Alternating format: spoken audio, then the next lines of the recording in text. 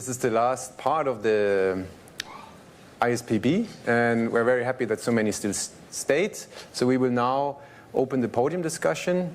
For the first part, we will discuss between academia and industry to open the floor with one of your key points you believe are important to address this development of biopolymers, to bring it forward. I was appointed as the one to start. Well, anyhow. Yeah, one of the key things, and I showed it this morning in my presentation already, I think 4 key challenges, but I'll select one. And one key challenge is that we develop a lot. We even get our industrial partners to work with us to do that sort of thing, and to work on that and to bring it forward. But we keep running into legislators, into the established economy, if you like, that sometimes seems to form a roadblock to advance and to proliferate the businesses that we develop. When you talk about PLA or the several natural PHA products or any of those. And that is a challenge. How do we tackle that? How do we get an influence in the lobby systems?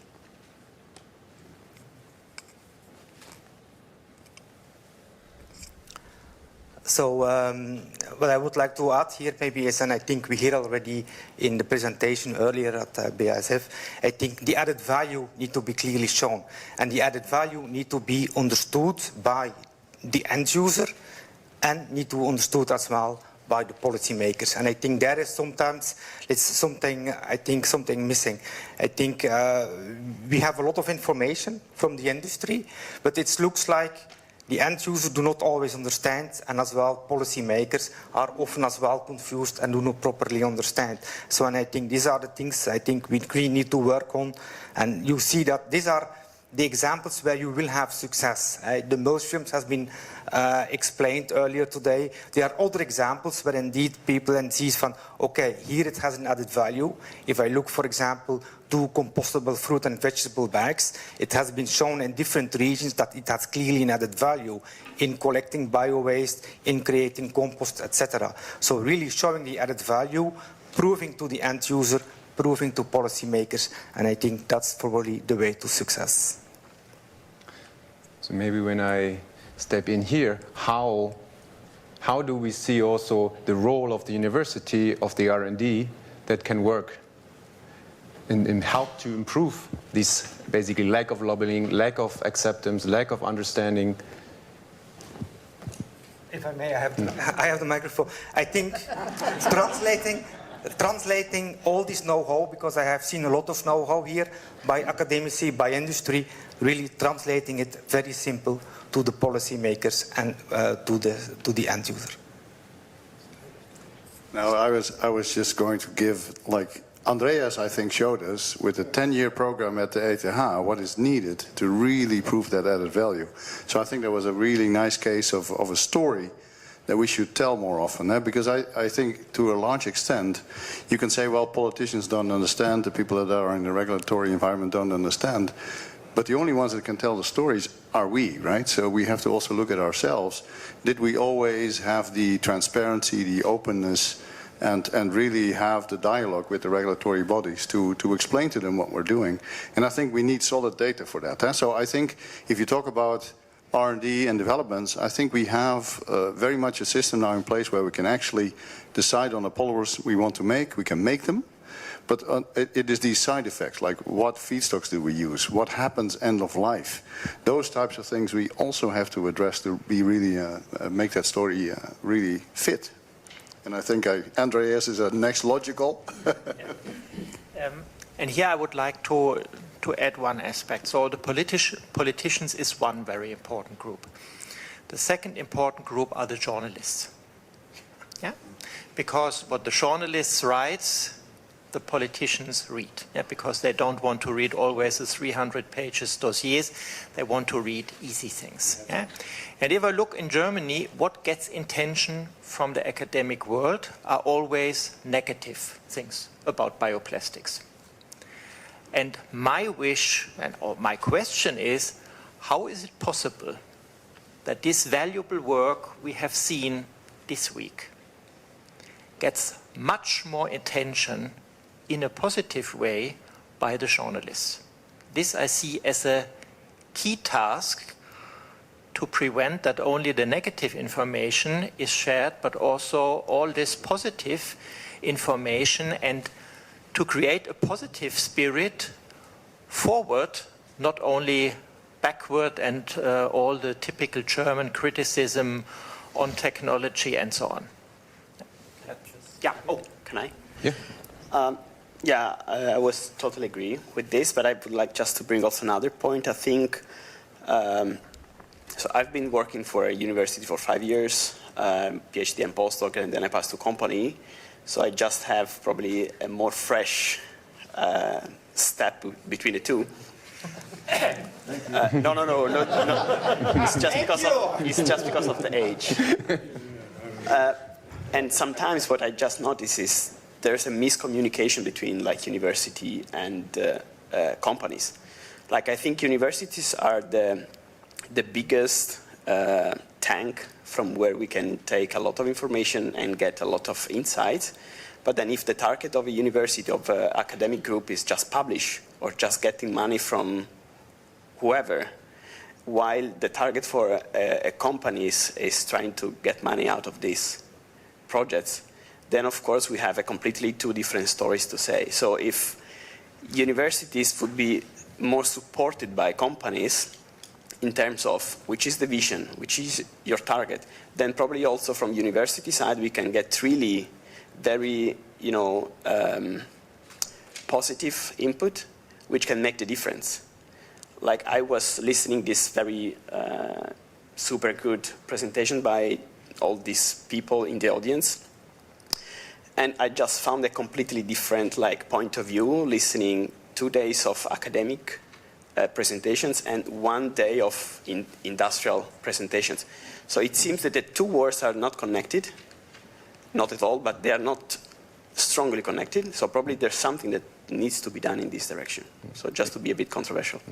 Thank you very much. I would like to point out that this was not planned, that it actually works this way, and we end up with academia. So we would like to make the swing over. I think is a good transition. We have heard now a bit the views from the industry, how to promote towards politicians, and also we're coming back again, the communication. Communication between different areas. So how is your viewpoint? Do you agree? Do you disagree? Do you... Maybe I can start. So maybe with one additional thing. So university also has to educate, not only to publish and get money, right? So I think that's our main aim. Maybe this can also contribute. It's a long-term thing, but to maybe have this topic of sustainability and so on much more in the lectures, so that it really gets in the heads of the students. They will be then the next generation, right? So I think this is also something we should keep more in mind, that this is a very hot topic and very important topic. And I think education is a kind of power.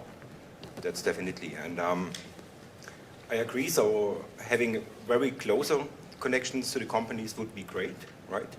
On the other hand, it's fine to be very free in a university. So there are also two different aspects, right? And I think freedom creates a lot of creativity also.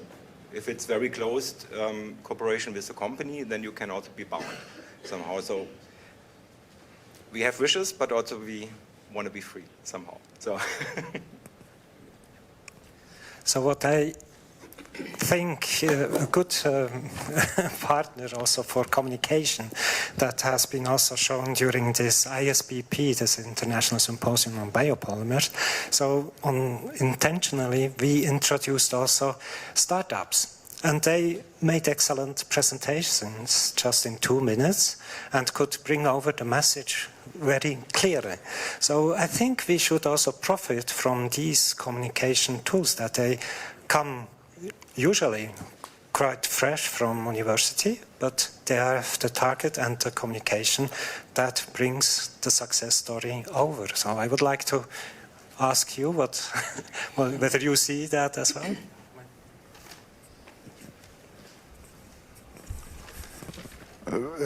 In my view, I think we have not recently address the core hard problems. And there were no real new development. Maybe the most interesting development is the production of block copolymers, which I have heard here, which was considered as almost not possible before. But the problem which we have to overcome is that we must develop processes which allow an economic production of these polyesters, PHB. I started my research in this field more than 40 years ago.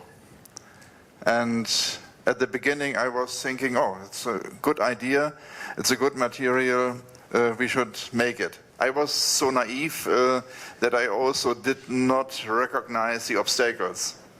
But when I speak to the industry, and I have had many talks and discussions with them, there are a few requirements for a successful product.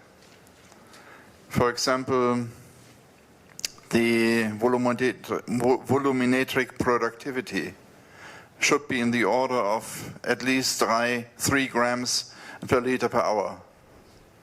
Here we have seen values about 20 milligrams or 25 milligrams per liter per hour. So that's 2 orders of magnitude below. We have also seen in almost each presentation nice figures of microbial cells which have inclusions. These figures were almost identical and were obviously also copied from one group to the other. But no one has mentioned that the inclusions must be released from the cells. And that's a very difficult task. It's cost intensive. And yeah, so far, a few reports are available in the literature. So far has not developed reasonable, reliable processes in which this could be obtained by a biological process. So this is one thing which has to be approached. Otherwise, we cannot achieve product concentrations far about 150 grams per liter, maybe 170 grams per liter. And high cell density fermentations have their limits. And the other problem is that the conversion rates are too low. Just to give one example, if you use glucose or fructose as a carbon source, you can obtain from 3 kilograms glucose maximum 1 kilogram PHB. More is biologically not possible. And in this regard, and then I will finish, it will be very important to use different production organisms, for example plants. And there I have heard today really significant processes after this field was relatively calm in the last 10-15 years. But there I see, even as a microbiologist, I should of course favor the bacteria or the yeast, but with the plants I see a big chance that these problems can be overcome. Yeah, you wanted to say something. Yeah, I'd like to ask Alex a question. What do you think of George Chen's presentation on the next generation industrial biotechnology, where he addresses a fair number of things, including downstream processing, although he might not have been too elaborate on that, but a number of other things as well, like sterile, in a sterile environment, higher yields, etc., etc. What do you think of his work? Yeah, but are these processes really significantly better than the processes, for example, already developed by ICIs using an enzymatic process to release granules. He claims that he can do it with less unit operations. He doesn't have to do sterilization, for instance, which already saves you money, both in the CapEx and the OpEx. And the name of the game in the end of the day is to be cost competitive. So he's taking 10 different approaches to the whole process in order to try and make significant steps towards cost competitiveness so that it can become a business reality. But has he really spoken, this I have not clearly heard, about the problems which the use of high concentrations of salt require? He's working with halophilic bacteria. Of course, he will have almost no contamination problems, but he has to operate with, I think it was at least 60 grams salt per liter, which means tons of salt in the bioreactors, which also have somehow to be reused. Now, because we had this element of how do we get more positive press around what we do. I think we should maybe circle back to that, because I think we're a bit on details now. And if I look how experts are typically involved in the media, there's not a lot of scientists from industry that are being interviewed, but typically they are scientists from academia. So I think it is important that we align our messages, that we agree on like what is true, what is not true, and I think it should be a factual discussion. But I think very much we as industry, if we are being interviewed, they look at us like, yeah, of course you say this because you have an economic interest. If academic professors would say their own opinion, I don't want to take your freedom away, huh? But that opinion could be very much similar to our opinion. And I think your messaging as being neutral, more neutral, at least as perceived as neutral at least, I think is a very strong one if we want to make this happen together. Because I think a lot of what we see in pushbacks and we talked about the lobby power of petro versus the lobby power of the more bio-based industries. Of course, we are by far not at that level. But I think it is important then to be clever in how do we make sure that we align our messages and really bring the right things across if we go into the press. Because I do believe, indeed, press and the media are an important element in this as well. Politicians and regulatory people do respond to that. So maybe I can... I think one of the important issues that we should keep in mind is that we are actually competing against a very superior material, which is plastics.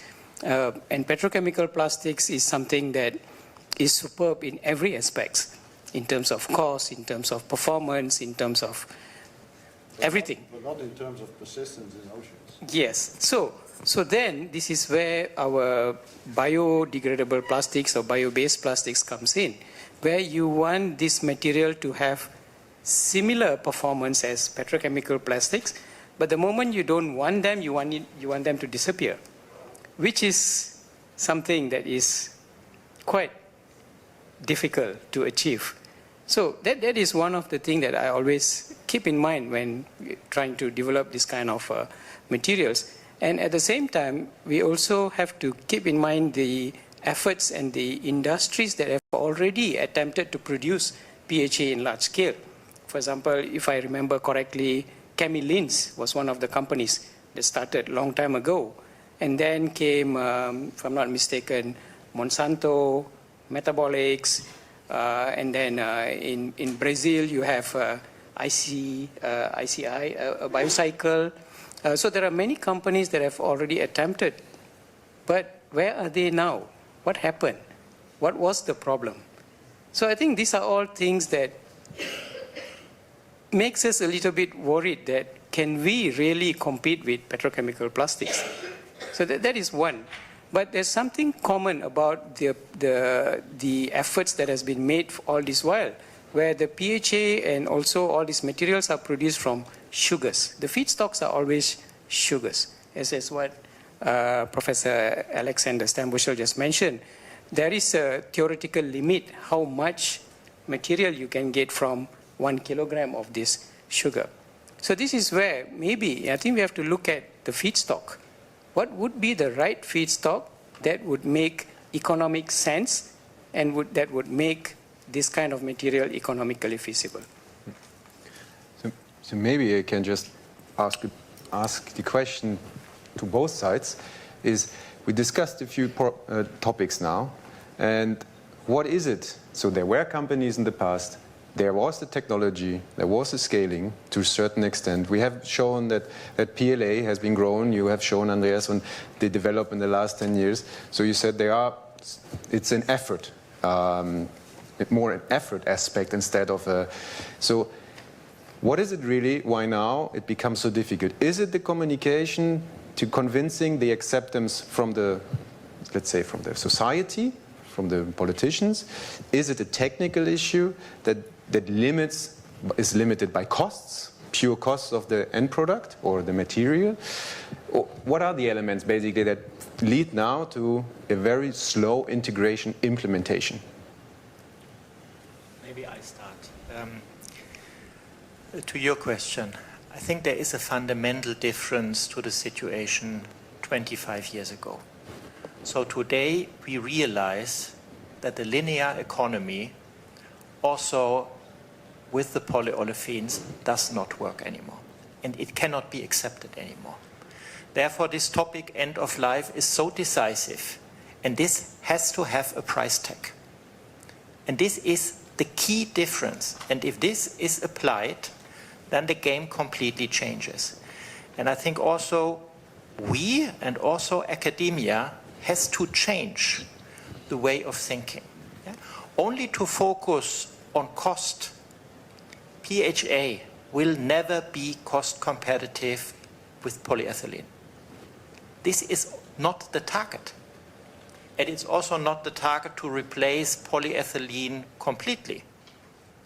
And it's also not the task of biopolymer to solve the problems of the polyolefins. And if I look on the recycling rates today, they are ridiculously low. They have to improve. So we have to look on the positive cases where we can make an impact. Yeah? And Marcel showed certain cases. I showed the Malchfilm. So there are concrete cases where it is possible. And it's not a matter of the production cost. It's not a matter of the production cost. It's a matter of the rules which give these materials a fair chance. That's the only point. And for this, we have to convince the journalists and the politicians. That's the two tasks, nothing else.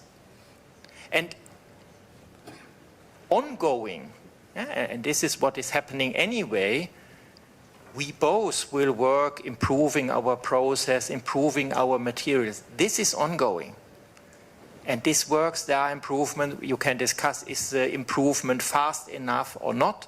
But if I look on the last 10 years, significant improvement. So that's the key problem, to answer your question. That's the key problem.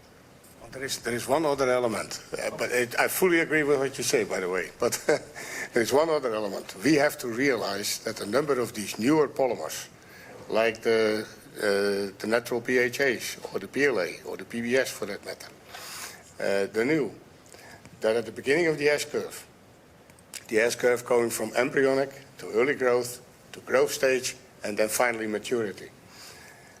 All the materials we're up against, of course, are at the top of the S-curve. So they're fully developed.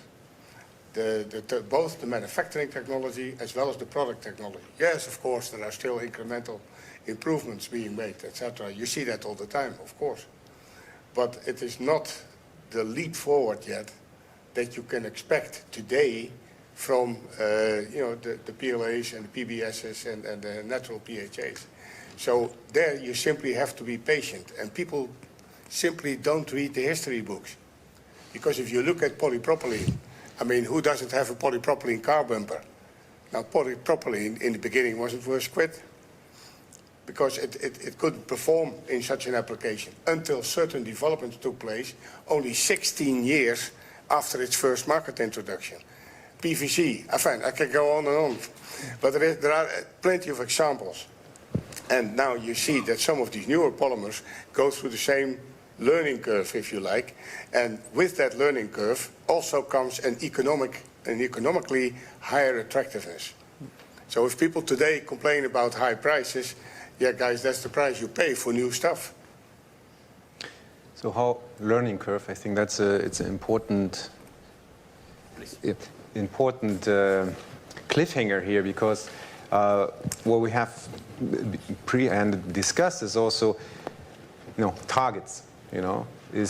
We're talking now about the application, the scaling. We say, okay, now it's about communication, acceptance, and we have here an element that says cost is maybe not the main element.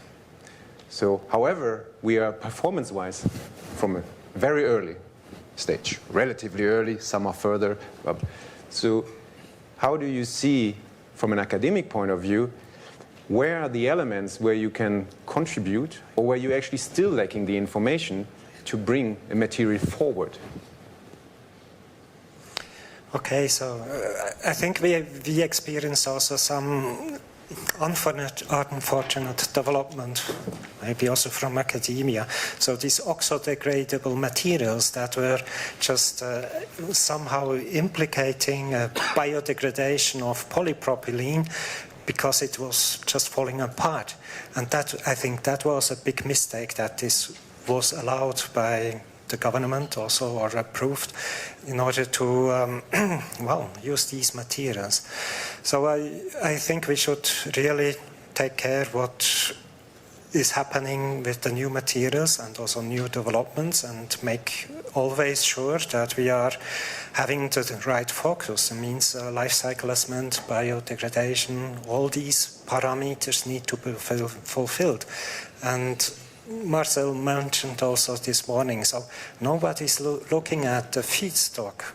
What is the life cycle or the carbon balance or carbon footprint when we use these feedstocks as well, include that. So we are competing with petrol-based materials.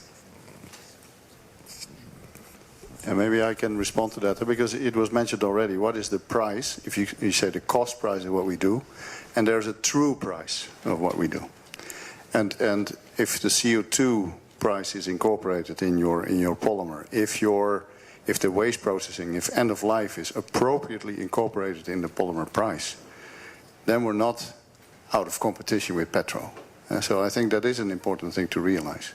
If you have to collect all that waste from the oceans versus if it doesn't even get there or whatever, I mean, we should look at the whole system costs rather than just the cost price when it leaves the factory. And I think that's an important message also to legislators. Manfred, you mentioned a very good example, the oxo-degradables. Yeah? I think all people here in the room, or all people on biopolymer conferences, knew clearly this is not a sustainable solution. They knew it. Yeah? But if I look on all the energy, yeah, the community has invested. Yeah? And for example, after BASF acquired Ciba, the first thing what we did, shut down the OXO business. Yeah? So it was shut down immediately, even if it was very profitable. Yeah? But I have not heard very clearly that a competent person from university stood up and said very clearly, sorry guys, oxo-degradables does not work, it's not biodegradable, it's not a sustainable solution. End of discussion. And this is what would be my wish, also from the academic side, to have the confidence to stand up for the right solutions, even if they are not perfect. Yeah? It's a journey. But to stand up and say, dear politicians, dear journalists, this is the right way we go. It's not perfect, but it's the right path we are going.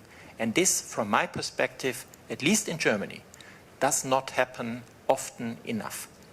And we should not waste our energy with oxo-degradables, but really concentrate then to work together on topics where we think it's worth.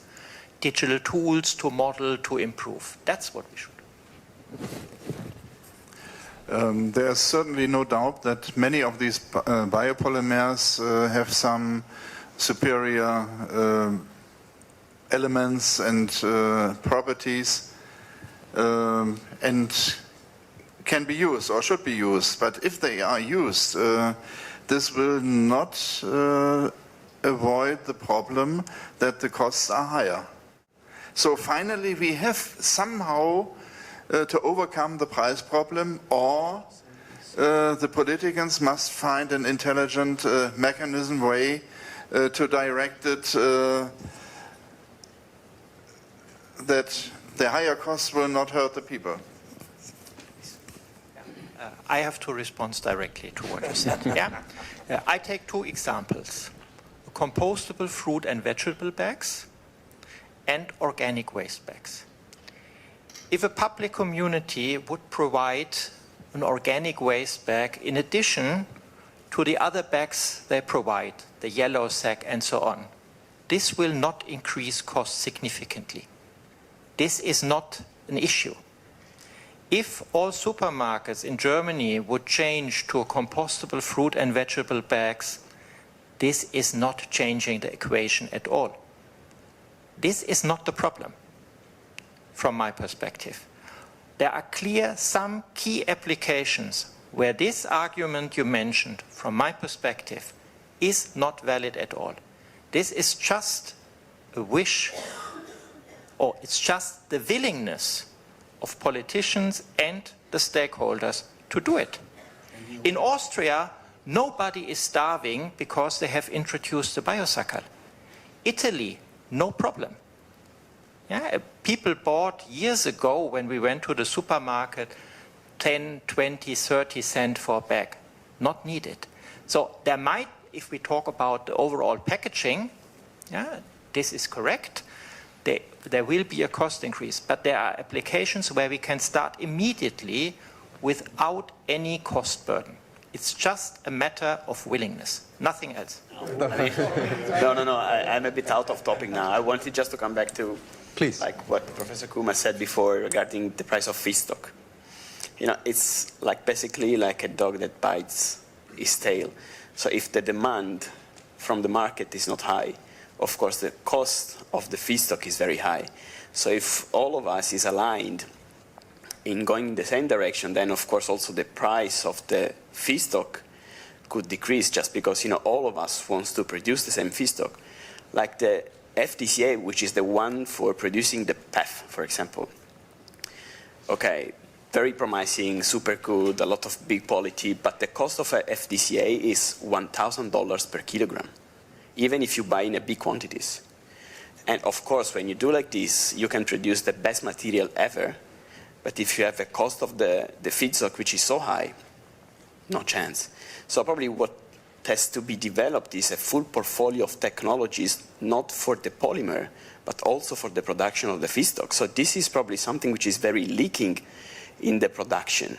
So it's not the final part of the chain which has to be really adapted, but probably it's the first part of the chain which has to be evaluated more.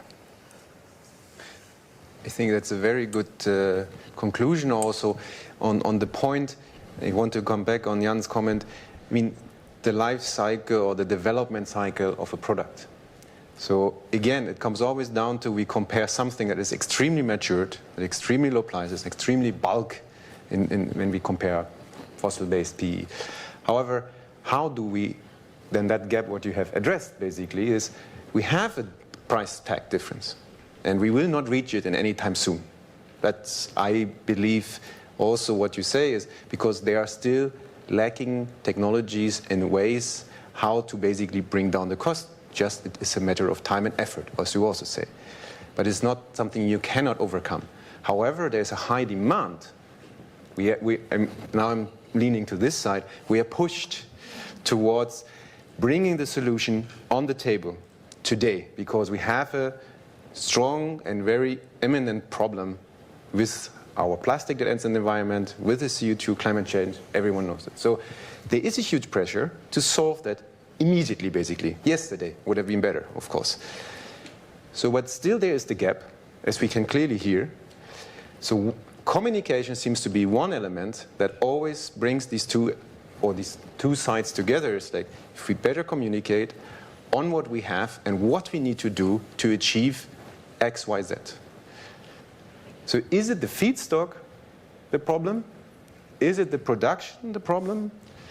Because what is it, when you go out tomorrow, what is it what you need to do to move 2 steps forward?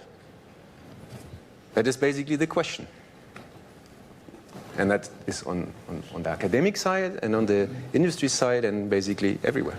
What I would like to comment on this is that I think innovation should go step by step. You addressed several issues at once. We have the LCA issue, should be low. We have the biomass issue. We have the end-of-life issue. And you can expect that everything can be solved at once with one materials or with a group of materials. So I think we need to go step by step, and we need to focus on which issue we want to solve first. I think like for PHA, we focus a lot on the biodegradability as the target end of life, and with that we want to make sustainable solutions. But we know that at this stage LCA, it will be not competitive against the conventional polymers because they are produced in mass production. So we should need to understand that we cannot always solve it at once, but at least we may not block such an innovation because we cannot solve it all at once. So I think we should go step by step. I think once we solve one problem, like mentioned before, we continue research and try to come over and have a kind of roadmap to, let's say, solve the other items. Yeah, okay. Just shortly to add, topic of life cycle assessment. We have heard it today, and I can only confirm this. There is no category in the actual life cycle assessment which quantifies the end-of-life impact. It's not existing. This has to be something to be developed. Yeah, and of course, you have always to look who developed this, for what purpose. Yeah, and coming back to what you said, of course the polyolefin industry is very powerful, but that does not mean that they are right, and this is definitely no reason to be afraid. And the LCA is one concrete thing. If this is developed, impact of end of life, then there will be a big aha effect. Just want to comment, so also, for the feedstock side and everything, so from academia side, mostly we are experts in a specific area, right? I think this is a real big issue then, that we have big projects. I think what we see that you have a specialist for everything, right? So how to produce fructose for PEF production in a very high purity. I think it's 99.5 or 8 you need, right? So, and I think that's what we also have seen with these big projects now running, right? And I think this is really important that we establish that, to have several experts for the specific field, so to really bring a step further, right? I also think we are not able to really know everything, right, in the whole chain, what is essential also from industrial side. So I think this is sometimes that we are too focused on our specific area and really don't have that overview. And I think this is quite important also if we are talking maybe about complete new materials, so to really know what should or must the performance be, or not the price in the beginning, right? But really, we don't have the knowledge for specific applications also, right? And this is something I think we miss from our side quite often. And there it would be absolutely helpful to get the input from the industry. It would help, I think, if we could set and accept common boundaries. And from my perspective, I think 2 common boundaries are defossilization of energy, decarbonization of energy, and defossilization of materials. If those are boundaries, then within those boundaries we can do the LCAs, within those boundaries we can do our work, etc., because we know darn well that if we work with certain feedstocks and they do not fit the defossilization principle, that we should not work on that, and so on and so forth. That is true for academia, that is true for industry. I don't hear that from politicians. I hear a lot from them, but that is what I don't hear. Now maybe I didn't listen well enough, that's also possible. But would you agree with that?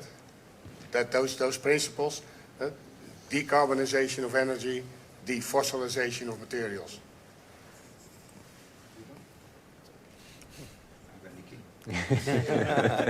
I agree. I think a lot of these things would make sense if there is government intervention with proper regulations. And then I think even biomaterials and materials like PHA and all, of course, it won't be able to compete with petrochemical plastics on a fair playground. But with proper regulation and with proper boundaries, I think PHA and this kind of bio-based materials would be more acceptable. And I think that there are different ways how academia works and industry works. I think industry, we all agree, is all profit-based. If you don't make profit, I don't think the industries would exist. So profit is the main thing. To answer the question just now about why academia is not saying anything about OXO degradation, for example. Industry can see that it can make profit immediately and the production can go on. But in order for academia to say that this is not the right way, we need proper data, we need to do proper research, and this takes time. So for example, one thing that I'm very much following right now is about using mealworms to degrade polyolefins. You probably have seen some papers being published that petroleum plastics can be fed to mealworms, and the mealworms can degrade this thing. But I don't think this is something that really is true, because I work with recovering PHA from mealworms, and I don't see any decrease in molecular weight. And I don't think at the retention time of the mealworms digestive system, there would be any significant digestion of plastic. But these papers are being published again and again. Many of these papers are being published. So if you ask me why I don't voice out, I can't simply voice out. I need to do research, I need to get data, and then I can publish the results. So that is how I think academia works, and it takes time. But it also depends on the scorecards of academia. One of my jobs is I'm a member of the scientific advisory board of the Aken Maastricht Institute for Bio-Based Materials, which is an Aken University and a Maastricht University thing. And one of the key performance indicators of that institute is that not only academic papers, because that, of course, that's one of the key performance, but also the number of spin-offs, startups from the work. Now, if you want to have successful spin-offs, or if you want to have spin-offs in the first place, you need to work on subjects that are relevant to society. So you automatically already integrate that a little bit, and you get that connection with industry. So scorecards is also one thing, and I don't say it's all honky-dory, because it isn't. There is still a lot to be done in order to further improve the situation, but at least it is a start, and I very much appreciate that the guys were open for that, and are actually practicing. So maybe also in the matter of time, we have now still about 20 minutes left, but we still wanted to include the audience at some point. Maybe we can pick out a few more points we address. And I think, Professor Sudesh, you made there a very valid point, a very short anecdote. So I have been also exposed for many years with oxo-degradable, and my position was to defend the logic that this is nonsense. Clearly, it comes back to the communication. So who stays quiet loses. Who voices out often wins. So in that case, again, the question is, how do we promote the elements that bring us forward in biopolymer implementation production, right? And clearly there will always be obstacles. However, one shouldn't emphasize the obstacles by being silent, because if you don't voice out. So in that sense, I want to also bring the loop, because many startups have been founded on this element.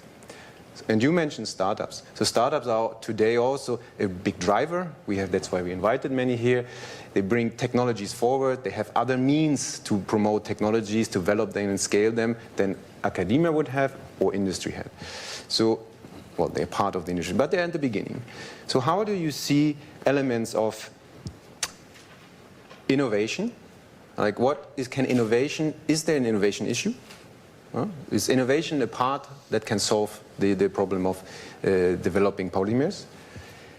What's the role of the university, or is there basically no issue? Patents, for example, we had a comment of our members here that say, are patents blocking basically further development? Because it's a proof of concept, but in order to scale up, you need to optimize, and optimization is not a part usually of an innovation in terms of patents. And the last point is maybe also R&D experts. So I think it's a very valid point. In a company, from my experience, you have expert for each element, and you have the possibility to combine them in one infrastructure.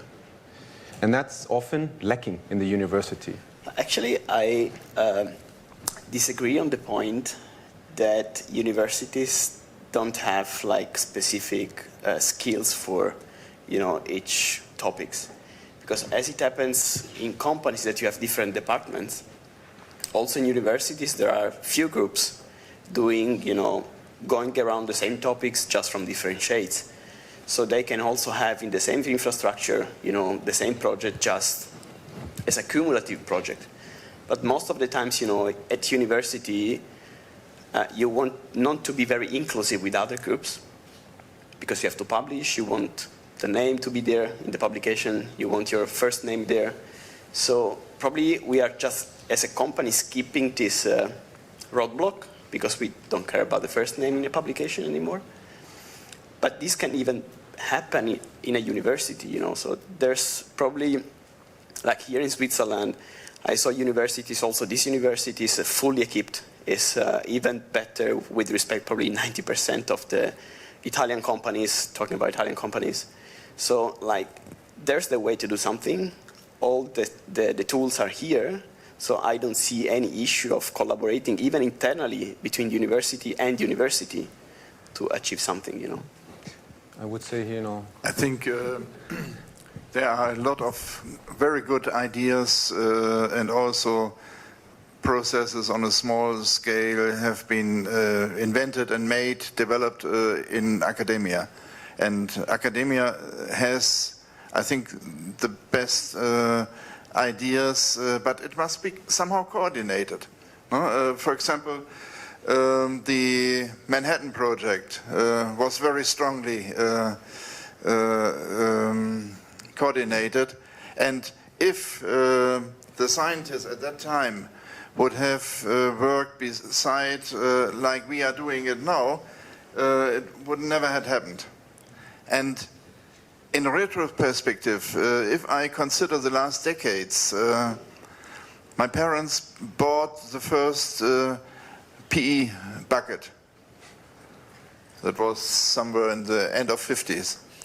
And we were all fascinated that this could be done from plastic and not by metal and emaille. But at that time, the technology was that bad that this bucket broke after a couple of weeks. Because, it was not prepared in a way how it is now prepared. And on the other side, if I consider the amounts of PE and polypropylene, or normal plastics, synthetic plastics, which were produced by the chemical industry worldwide when I started research on PHB.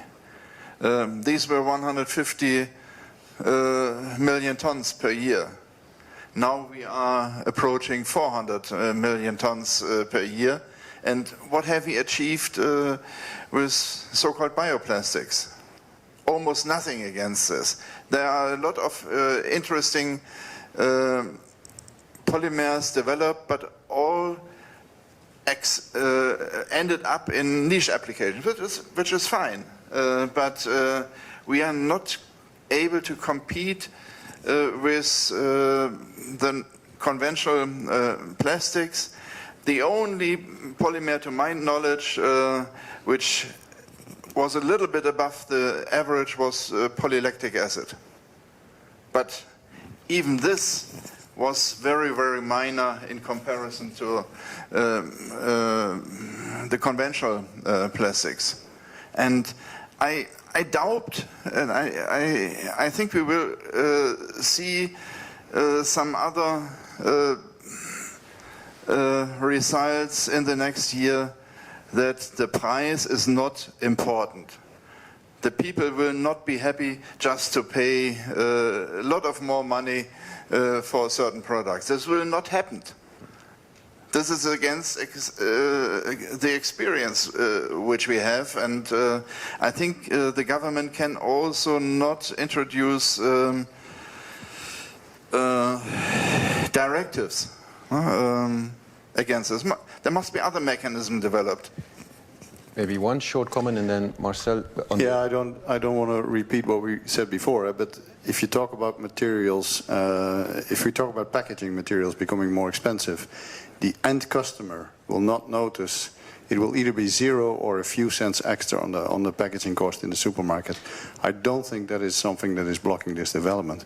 It is far more around that the people who actually buy the plastics from the bioplastics producers have to pay maybe 10% more or maybe 15% more, but in the end application, it is for the end customer, it is hardly noticeable.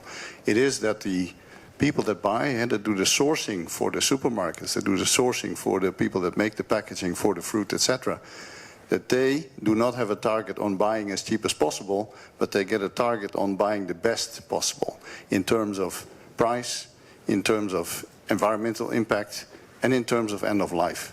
I think that are the things that will change, and not so much the end consumer. That is hardly a noticeable effect. It is much more that the value chain has to make choices rather than the end consumer. So on that note, I would say Andreas told today a very good example of how long it took to bring a really performing material that improves soil quality. I think that was the point you wanted to make, is there is an issue of reducing soil quality. That means you lose crop productivity, and you will probably take very long time to regain this for this land. So we have lost productivity in agriculture. We argue about biopolymers often in the way for biodegradability, biodegradation, and you give an example where you actually implement it where you use it in the environment, and it has a positive effect. So you really downscale the negative effects of PE. And you said still, you're facing a lot of challenge. Yeah, if you have a pure polyethylene packaging, this can be recycled very well. If you have a polyethylene Milchfilm with kilograms of soil and crop, it cannot be very well recycled. So we have to look more for the applications. And coming back to what you said, 2008, inside BASF, when we said, okay, there will be a ban of polyethylene bags in Italy. A lot of my colleagues said, are you crazy? This will never happen. A politician will never make this decision. It has been done. It has been done in Italy, it has been done in France, and other countries will follow. And it's also based because it's on a specific application. And in Italy, it is normally, when you go somewhere, rent a house for vacation, of course you have a biodegradable bag in the kitchen. No problem, no additional cost. It's just a matter of political willingness, and maybe also what you can learn from Italy, a constructive dialogue of all stakeholders. University, companies, politicians, waste industry is similar you see in Austria. So I think besides industry and academia, we have also to include other players. Maybe coming back to one point you said, Tim, what has to change in the cooperation between university and industry? And also coming back to what you said, I think if we really want to make an impact, industry has to become more open as part of, in this cooperation, to explain what are the purposes, what it's about, and then if it's done long term, both parties can learn, because you have the advantage, you come from a different perspective. And this can add a lot of value, and this is what I wanted also to say with the ETH cooperation. We have learned a lot, ETH has learned a lot. I think that's also a model for the future. Well, I think that's really a perfect point. So when I start a collaboration with an industry and they have a key problem, and the first question is, can we sign a NDA, CDA, whatever? So, and then in order to have a good exchange, we are then later on also blocked to use this knowledge that is actually very valuable from industry. So we cannot use it for other applications or other or same applications even. So on this side, I feel also from time to time really blocked from industry, and well, it's from time to time a little bit one-way direction. So that is my way. Yeah, but I also totally agree. I think it's a real learning effect on both sides, and that's I think something we really need, right? So together bringing it a step further. So, but should we include the audience? Yeah, I think it's time, because you also ended with step, and I just wanted also to mark, I think it's a step, you mentioned it, I mean, step by step. If we develop everything at once, we dilute ourselves, and I think the BASF has shown a very clear example. If you focus on an application, but however, on the other side, academia's task is not only, as you said, to focus on one application, is to deliver a platform from where you can further develop, right? So in here, I think we came to a very good position at the moment, that there needs to be more communication, projects very dedicated, that pick the elements of each side, have communication, and the biggest part, I probably, is a community talking to the other stakeholders. I think, you pointed that very much out, that is an extremely important element. So we have asked the audience basically the same question, what are the blockers? So how can we accelerate? And the first one is, the one with the most votes were more interdisciplinary R&D projects. So it fits pretty much with what we have said. Then afterwards comes academia needs clear targets from industry. Okay, that is also what we more or less now discussed. Then lack of funding for tech transfer. I think that's an element we also addressed in one way or the other. Lack of process and scaling intensification projects. Maybe that's an element of innovation that is more away in terms of optimization, which is maybe not so well funded as innovation discovery projects. And unclear legislation and regulations. Okay. Regulation and petrol-derived plastics and their treatment as waste. The role of non-bacterial biopolymers. Clear political decision to support and finance R&D and the companies promoting this and make polymers more viable. Downstream processing was a topic on the list, but I had on also collaborations between chemists, biologists, so you're interdisciplinary. I think that's also an element that is needed for covering the whole value chain. And most suitable feedstock. Wow. Thank you very much.